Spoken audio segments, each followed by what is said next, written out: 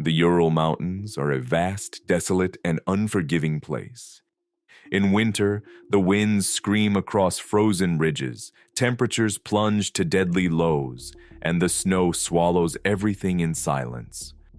For centuries, the native Mansi people spoke of places within these peaks that were not to be disturbed, lands marked as sacred and dangerous to those who trespassed.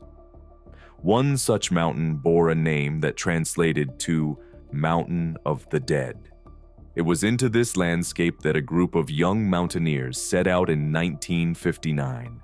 They were strong, experienced, and eager to test themselves against one of the harshest environments in the Soviet Union. They carried skis, tents, journals, and cameras. Every detail of their journey carefully recorded, as was common in expeditions of the time. But what began as a routine test of endurance would end in tragedy. Within weeks, all 9 would be dead under circumstances so bizarre that investigators, scientists, and conspiracy theorists have argued for decades over what really happened. When searchers reached their camp, they found the tent abandoned and cut open from the inside. Their belongings remained untouched. Their footprints led away into the snow, and the bodies that were recovered in the weeks and months that followed showed injuries that defied every simple explanation. What happened in those mountains has never been solved. Was it the fury of nature, a secret Soviet experiment, something alive in the wilderness, or a force beyond human understanding? More than 60 years later, the Dyatlov Pass Incident remains one of the most enduring mysteries of the modern age.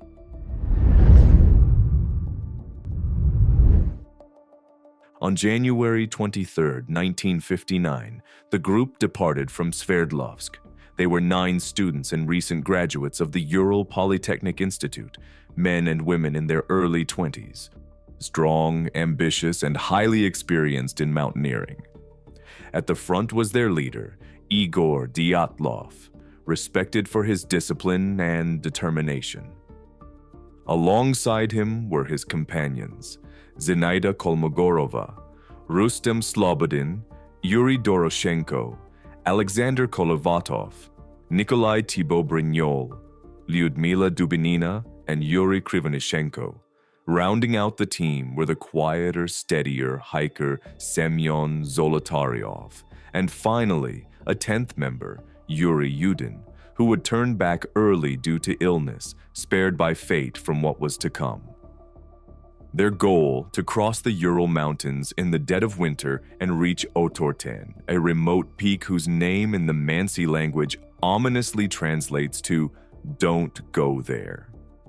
The expedition was graded at the highest level of difficulty. If completed, it would earn each of them the top certification in Soviet mountaineering. For the first week, their journey went smoothly. Diaries and photographs, later recovered, show the group in high spirits, joking, singing, and even staging mock newspaper articles for fun.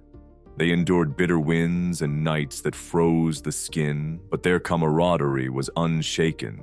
To friends and family, this was simply another adventure, a harsh test of endurance, but one they were more than capable of finishing.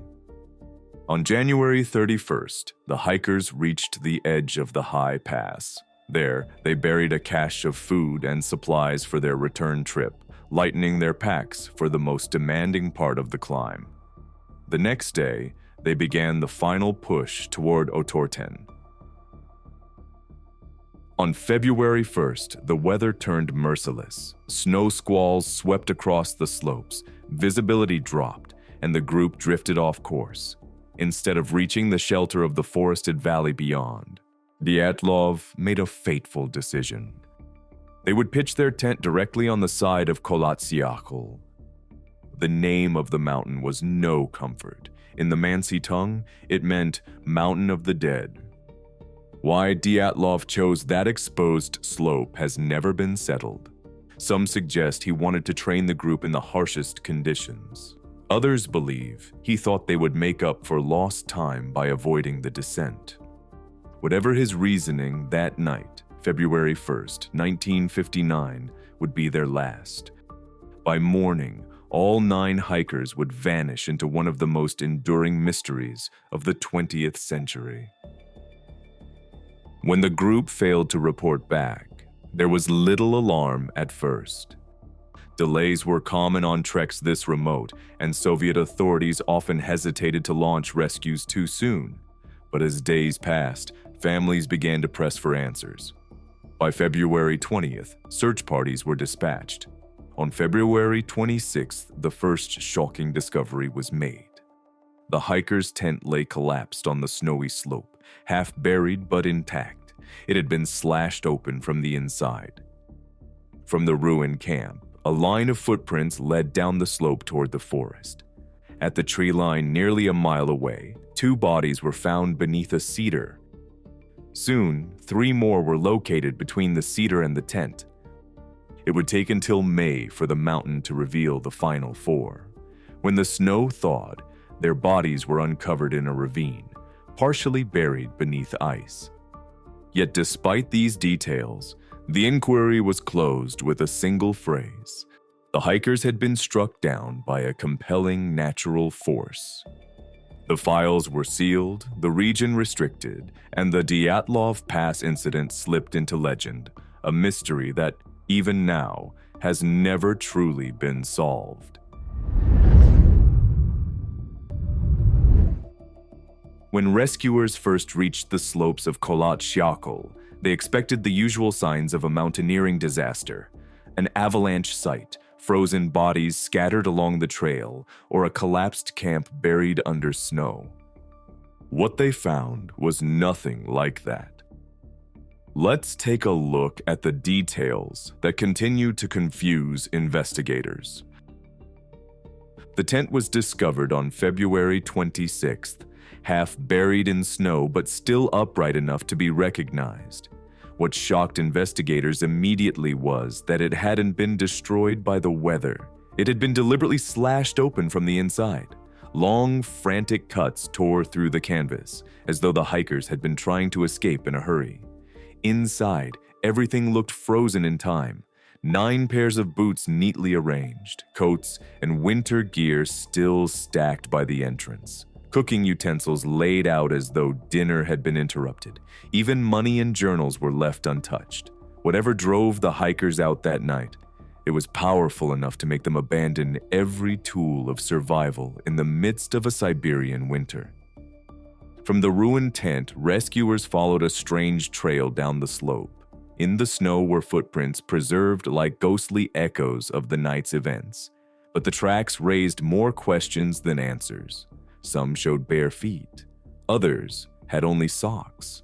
A few prints were from a single boot, 1 shoe missing. And perhaps strangest of all, the footprints were not chaotic, not scattered as if the group had fled in terror, but formed into a line, calm and deliberate, as though the hikers had walked away of their own accord. At the tree line nearly a mile away, the searchers found the first victims. 2 young men lay beneath a towering cedar tree, stripped down to their underwear. Their bare skin was covered in abrasions, their hands raw, as if they had clawed desperately at the bark. High above, branches were broken nearly 5 meters off the ground, evidence that at least one of them had tried to climb. Nearby, a small fire had been lit, little more than a pile of charred branches, the flames long since extinguished. Why would seasoned hikers abandon their clothing and gear only to freeze to death under a tree? The mystery deepened when the next 3 bodies were uncovered between the cedar and the tent. They were spaced along the route back up the slope, as if they had tried to return to camp, but collapsed along the way. Their postures suggested exhaustion or crawling through the snow. Unlike the first 2, these victims wore partial clothing, jackets, sweaters, fragments of fabric. Later analysis suggested they had taken garments from their fallen companions in a desperate bid to survive. It would be months before the last 4 hikers were found. When spring thawed the snow in May, their bodies were uncovered in a ravine deeper into the forest. Unlike the others, these 4 had not simply frozen. Their injuries were catastrophic. 2 had ribs crushed inward with the force of a high-speed impact. Another's skull was fractured so severely it resembled the aftermath of a car crash, yet their bodies bore no external cuts or bruises. The trauma was entirely internal, as though something had compressed them with impossible force. The female victim among them was missing her tongue, her eyes, and even part of her facial tissue. Some argued it was decomposition from meltwater. Others claimed it was something far stranger. The anomalies didn't end there. Forensic tests revealed that some of the clothing carried unusually high levels of radiation. A sweater glowed faintly under ultraviolet light, the contamination inconsistent with the natural environment. No nearby rock samples tested positive. No snow carried the same trace. The radiation was present only on certain garments, with no official explanation given. Adding to the strangeness were eyewitness reports from nearby villages and hikers in the region. Multiple accounts spoke of glowing orbs or fireballs streaking through the sky on the very nights of the tragedy. These reports were noted in the investigation, but never addressed in the official conclusion. After weeks of investigation, Soviet authorities closed the case with a single phrase: the hikers had been killed by a compelling natural force. No avalanche was ever proven. No concrete explanation was offered for the radiation, the missing tongue, or the crushing injuries. Files were locked away. The region was restricted for years, and the Dyatlov Pass Incident entered history as one of the most baffling unsolved mysteries of the 20th century.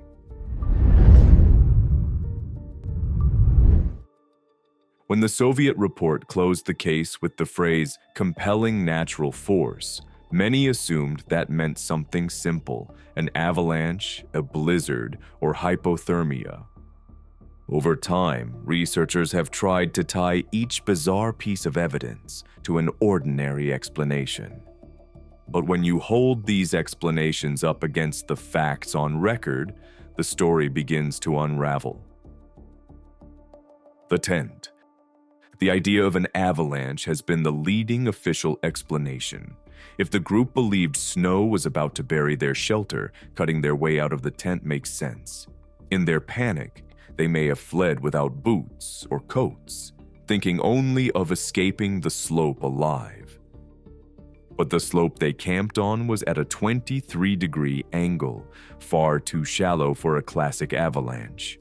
Geologists studying the site decades later confirmed that while small slab avalanches could occur, there was no debris consistent with a collapse large enough to drive 9 experienced mountaineers into a frenzy. The tent was still partly standing, not crushed. Their belongings were undisturbed. If the threat had been real, why didn't they take just a few seconds to grab boots and jackets before running into minus 30-degree temperatures? It's as though the panic wasn't caused by snow at all, but by something immediate, something they couldn't afford to waste even moments resisting. The footprints. Skeptics often point to paradoxical undressing, a symptom of hypothermia in which victims, delusional from the cold, begin stripping off clothing in a final fatal stage. That might explain the bare feet in the snow. But the footprints told a different story. Searchers reported them as clear, distinct, and calm. They weren't scattered in chaos. They weren't dragged or erratic as you'd expect from people delirious with hypothermia. They were organized, almost deliberate, as if the group had lined up and walked away from their tent in unison. If hypothermia was already advanced enough to cause paradoxical undressing, then none of the hikers should have been walking in orderly fashion. Their minds and bodies would have been failing. Instead, what the rescuers found looked disturbingly intentional.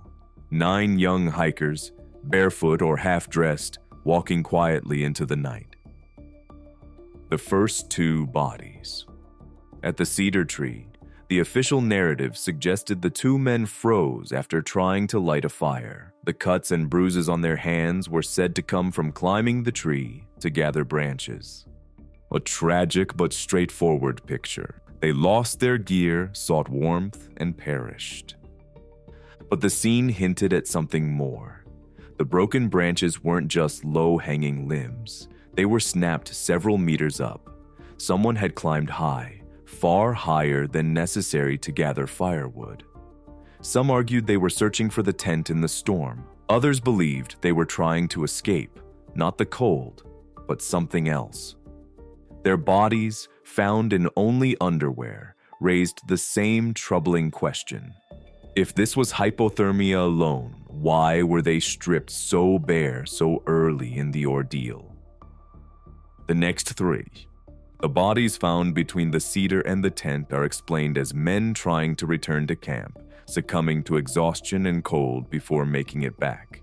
This is one of the more believable points of the official narrative. Yet there are details that don't fit neatly. These 3 wore more clothing than the first 2, but investigators noted that the garments had been taken from other victims. Even in their final moments, the hikers had been methodically redistributing what they had, tearing clothes from the dead to prolong the living. That isn't the action of a group completely lost to panic. It suggests some were still thinking rationally, still fighting to survive despite whatever had driven them from the tent in the first place. The final 4. The last 4 hikers shattered any hope of a simple explanation. Officially, the injuries were attributed to a fall into the ravine, where snow and ice could have compressed their bodies. A tragic accident, nothing more. But the autopsy reports tell a harsher truth. One hiker's ribs were crushed with such force that his heart was damaged. Another's skull was fractured in a way consistent with a high-speed car crash. Yet their skin was almost untouched. No bruising, no tearing, no external signs of blunt trauma. Forensic experts compared the damage to the effects of shock waves or concussive blasts, not an ordinary fall. Then there was the woman found without eyes and a tongue. The official story dismissed it as decomposition or scavenger activity. But witnesses at the time noted the cuts looked clean, not ragged. Her stomach still contained blood, meaning the tongue had been removed while she was alive. If this was nature at work, it behaved in ways no natural process ever had before. Radiation. Radiation on the hikers' clothing was brushed off as contamination from their studies. 2 of the group had backgrounds in physics and engineering. But if it were that simple, why was the radiation isolated to certain garments, and why did investigators fail to mention it in the public conclusion? The contaminated clothing glowed faintly under ultraviolet light, with readings that exceeded natural background levels. No rocks, no soil, no snow in the area tested the same. If the contamination was incidental, it was never explained why it lingered only on the bodies of the dead. Lights in the sky. As for the glowing orbs seen by witnesses, skeptics claim they were merely rocket or parachute mine tests carried out by the Soviet military. It was, after all, the height of the Cold War. But if true, this raises darker questions. If secret weapons tests were underway, then the hikers may not have been victims of the elements at all, but of their own government. It would explain the blast-like injuries, the radiation, and the rush to close the case. But it would also mean that the Soviet Union knowingly silenced the truth, leaving families and the world with a carefully constructed story instead of answers. Each explanation, when isolated, sounds reasonable enough. An avalanche explains the cut tent. Hypothermia explains the missing clothes. A fall explains broken bones. Wildlife explains the missing tongue. Rocket tests explain the lights. But when you put it all together, the puzzle refuses to fit. Avalanches don't leave tents standing. Hypothermia doesn't make 9 people calmly walk in line. Falls don't shatter bones without external damage. And no amount of wildlife explains radiation on clothing. The official story may have closed the file, but it never closed the questions. The deeper you look, the more the phrase compelling natural force feels less like an answer and more like an excuse.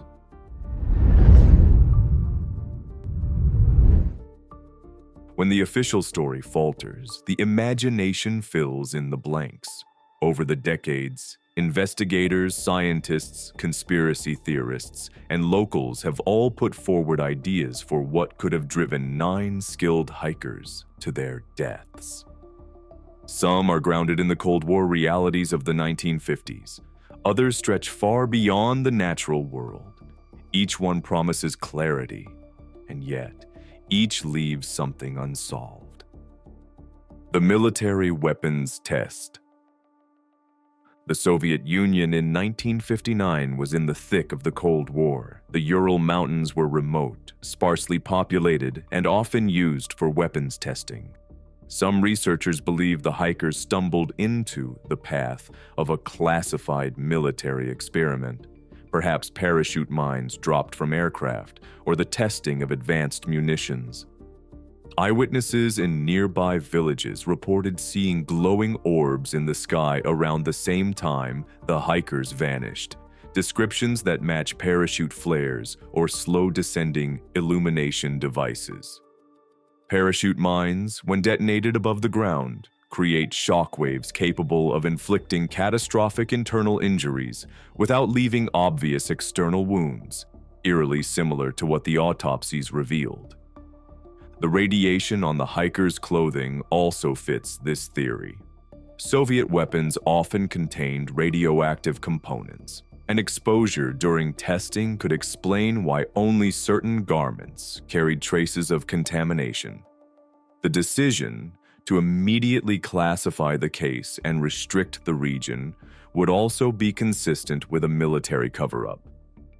But here's the problem. No fragments of ordnance were ever recovered. No blast sites were recorded, and despite years of speculation, neither the Soviet Union nor modern Russia has ever admitted to testing weapons in that specific area. If it happened, the evidence was erased. The UFO encounter. For some, the glowing orbs seen above the mountains weren't flares. They were something else entirely. Multiple witnesses from nearby settlements reported fireballs or lights in the sky that lingered unnaturally before vanishing. Soviet records confirm these reports were noted during the investigation, but never explained.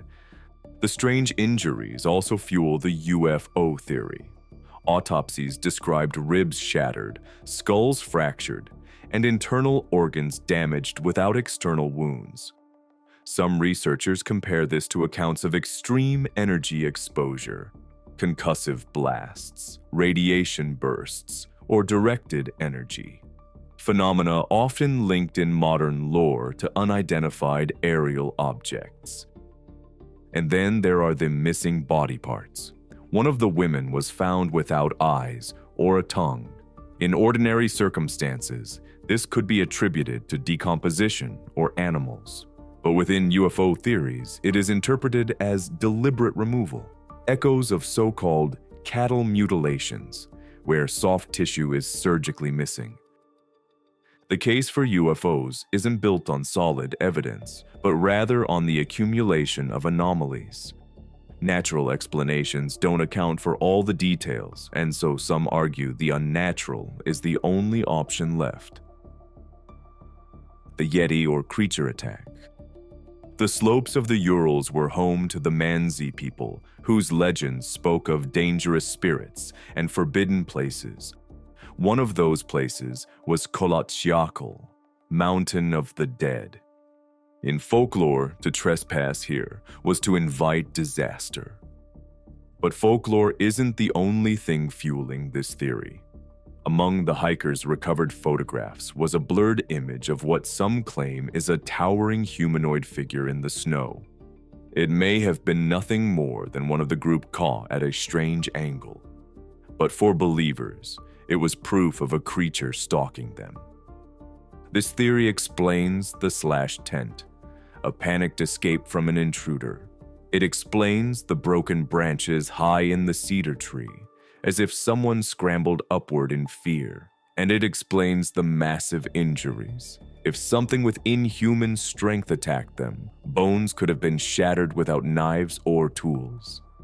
The weaknesses are obvious. No footprints from such a creature were ever found. No hair, no blood, no trace of anything but the hikers themselves.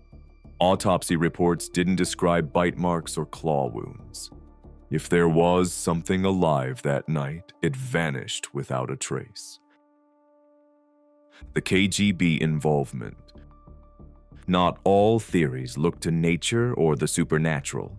Some point the finger directly at the Soviet state. The hikers were all students and engineers, some with connections to sensitive industries. 2 had previously worked at facilities handling radioactive materials. Others speculate the group was carrying documents, equipment, or knowledge they weren't meant to have. The secrecy surrounding the case fuels this suspicion. Files were immediately sealed. The phrase, "compelling natural force," explained nothing but shut the case down. Access to the region was restricted for years afterward. Supporters of this theory argue the injuries weren't from an avalanche or accident, but from violence. The missing tongue and eyes weren't decomposition, but mutilation. The crushed bones were interrogation or execution, staged later to look like a natural disaster. But there are holes. No evidence of weapons, no bullet wounds, no clear motive ever surfaced. If the KGB killed them, the reasoning remains hidden. Perhaps the greatest support for this theory is the very thing that hinders it: the silence of a government that thrived on secrecy. The paranormal theories. For some, none of the human explanations suffice. They turn instead to the supernatural. To locals, it was a cursed place where strange forces lingered. Some theories speak of energy anomalies in the Urals, strange lights, electromagnetic interference, even infrasound generated by the wind. Infrasound at certain frequencies can induce panic, hallucinations, and disorientation. Could this have driven the hikers from their tent? Others go further, suggesting the group stumbled into something ancient, a curse, a dimensional phenomenon, or a natural force still unknown to science. The calm footprints, the radiation, the bizarre injuries, the missing tongue, all seen not as fragments of separate puzzles, but as symptoms of one unexplainable event. Skeptics dismiss this as superstition. Yet more than 6 decades later, with no definitive answer, the idea that something beyond human comprehension claimed 9 lives still lingers. Every theory tries to pull the scattered pieces together. Military tests explain the blasts, but not the footprints. UFOs explain the lights, but not the silence of the Soviet state. A Yeti explains the panic, but not the radiation. The KGB explains the cover-up, but not the trauma. Paranormal theories explain everything, but only with speculation. Each answer solves part of the puzzle while leaving another piece missing. And perhaps that is why the Dyatlov Pass Incident endures. It resists resolution. It refuses to be pinned down. The deeper you look, the more the truth feels just out of reach.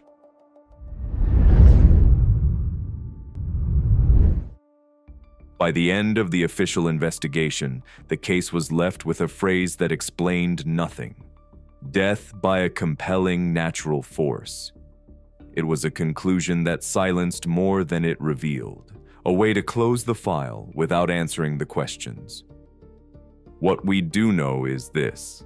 9 young hikers, all skilled, all prepared, all strong enough to have completed countless treks before, walked calmly out of their tent on the night of February 1st, 1959, and never returned. Their camp was left intact. Their footsteps told of order, not chaos. Their bodies carried contradictions no single theory can fully explain. Were they caught in the crossfire of secret Soviet experiments? Were they witnesses to something extraordinary in the skies above the Urals? Were they stalked by something alive? Or did they stumble into a force that human science still cannot name? Each explanation solves part of the puzzle, but never the whole. More than 60 years have passed, and still, the Dyatlov Pass Incident refuses to fade. Expeditions have returned to the mountain. Books have been written. Scientists, journalists, and even the Russian government have revisited the case. Yet the mystery endures because every answer is incomplete. Perhaps the most haunting part of the Dyatlov story isn't what we don't know about that night, but what the hikers themselves experienced in those final hours. They faced something powerful enough to drive them barefoot into the snow, something terrifying enough to make them abandon every survival instinct, and something violent enough to leave their bodies broken in ways that defy simple logic. The truth of what happened on the Mountain of the Dead may never be known. All we can do is examine the fragments left behind and ask ourselves the same question investigators could not answer in 1959. What really happened in Dyatlov Pass?